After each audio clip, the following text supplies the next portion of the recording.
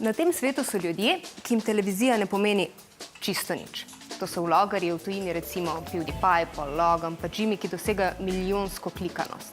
V Sloveniji je sicer klikanost na YouTubeu malo manjša, a odlične vlogerje vseeno imamo in dva vsak trenutek prideta tudi v svežilno fronto. Čakaj. Čakaj, zdaj Smo.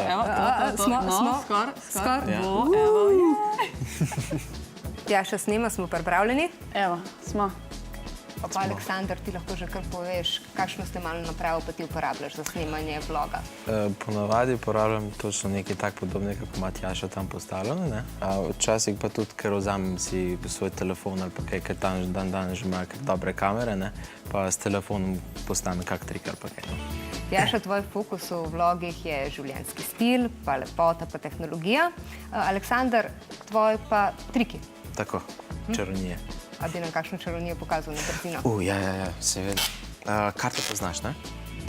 Sem že videla, kdaj. Sem narejen tako pahljačo, da vidiš, da so se karte različne. Eno si zberi, vzemi ven, katerokoli. Lahko gledam? Ne, hitro vzemi, ja. Zapomni si jo, imaš? Imam. Bom dal nekam noter, zdaj imam pa eno vprašanje za tebe, Neža. Kako ti poiščem karto, na hiter ali počasen način? Hiter. Imamo zelo malo minut. Si pripravljena? 3, 2, 1.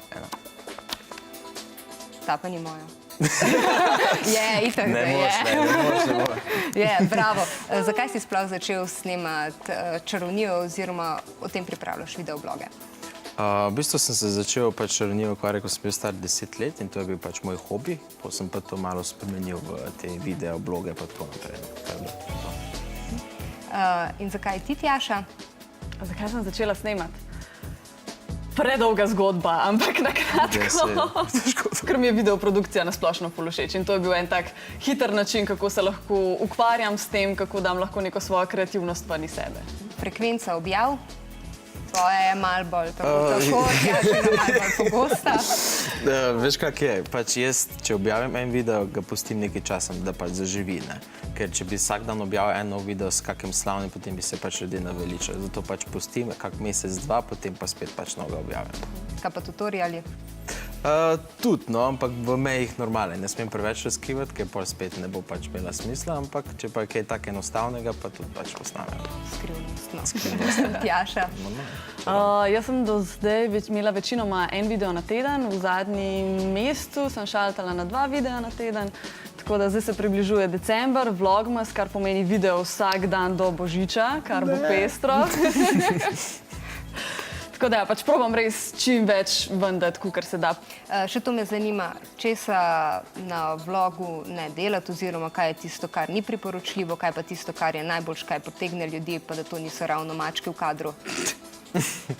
Jaz sem si vedno pač rekel, da moš, ko se snemaš, bodi to, kar si, no. Ne se spremeni, ne biti nek drug vloger, ko že obstaja. Bodi to, kar si, ti si ta oseba, ko govoriš s svojim občinstvom, tako da.